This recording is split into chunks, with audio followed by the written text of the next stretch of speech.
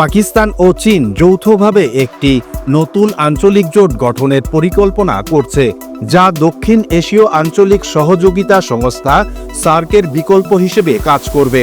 কূটনৈতিক সূত্রের বরাত দিয়ে পাকিস্তানের সংবাদ মাধ্যম এক্সপ্রেস ট্রিবিউন জানিয়েছে, ইসলামাবাদ ও বেইজিংয়ের মধ্যে এ নিয়ে আলোচনা অনেক দূর এগিয়েছে।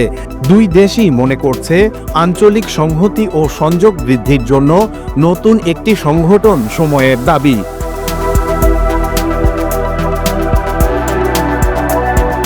সম্প্রতি চীনের কুনমিন শহরে পাকিস্তান, চীন ও বাংলাদেশের মধ্যে একটি ত্রিদেশীয় বৈঠক অনুষ্ঠিত হয়েছে। এটি এই উদ্যোগেরই অংশ। এই বৈঠকে তিন দেশের শীর্ষ পর্যায়ের কূটনীতিকরা অংশ নেন। এটি এমন এক ঘটনা যা প্রতিবেশী ভারতকে ভাবিয়ে তুলেছে। গত 19 জুন অনুষ্ঠিত কুনমিন বৈঠকের মূল লক্ষ্য ছিল সার্কের সদস্য দেশগুলোকে নিয়ে নতুন এই প্রস্তাবিত জোটে আমন্ত্রণ জানানো। সূত্র জানিয়েছে, ভারতকেও এই নতুন ফোরামে যোগ দেওয়ার আমন্ত্রণ জানানো হবে। তবে ভারতের স্বার্থ ও অবস্থান ভিন্ন হওয়ায় তারা ইতিবাচক সাড়া দেবে এমন সম্ভাবনা খুব কম। তবে শ্রীলঙ্কা, মালদ্বীপ, আফগানিস্তান সহ দক্ষিণ এশিয়ার অন্যান্য দেশ এই নতুন জোটে যোগ দিতে পারে বলে ধারণা করা হচ্ছে। নতুন এই সংগঠনের মূল উদ্দেশ্য হচ্ছে আঞ্চলিক বাণিজ্য, সংযোগ এবং সহযোগিতা বৃদ্ধি করা। যদি এই প্রস্তাব বাস্তবায়িত হয়, তবে সার্কের কার্যক্রম প্রায় সম্পূর্ণরূপে বন্ধ হয়ে যাবে।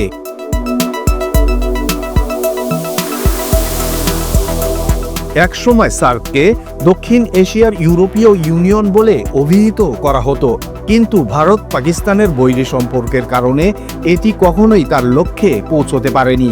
সার্ক সর্বশেষ শীর্ষ সম্মেলন আয়োজন করেছিল 1 দশক আগে। 2016 সালে ইসলামাবাদে সার্ক সম্মেলন হওয়ার কথা ছিল, কিন্তু ভারত বয়কট করে। সেই সময় বাংলাদেশের প্রধানমন্ত্রী শেখ হাসিনার সরকারও ভারতের সঙ্গে একাত্মতা প্রকাশ করে সম্মেলনে যোগ না দিয়ে বর্জন করে। এরপর থেকে সার্ক পুনর্জীবিত করতে কোনো বড় ধরনের উদ্যোগ নেওয়া হয়নি, যদিও পাকিস্তান সম্মেলন আয়োজন করতে আগ্রহী ছিল। সম্প্রতি সার্ক আরও একটি বড় ধাক্কা খেয়েছে, যখন ভারতের পক্ষ থেকে পাকিস্তানি ব্যবসায়ীদের জন্য সার্কের অধীনে বিশেষ ভিসা সুবিধা বন্ধ করে দেওয়া হয়েছে, যা পেহেলগাম হামলার পর ঘটে।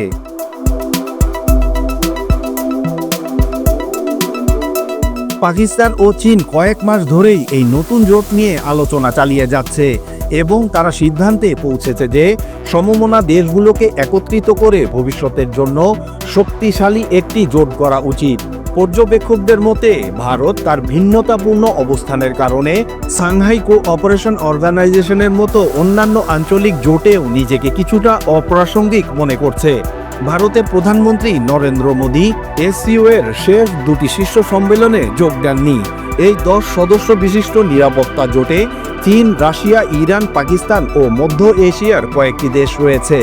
চীন ও রাশিয়ার উপস্থিতির কারণে এসসিওকে অনেক সময় পশ্চিমাদের বিরুদ্ধে একটি শক্তিশালী আঞ্চলিক জোট হিসেবে বিবেচনা করা হয়।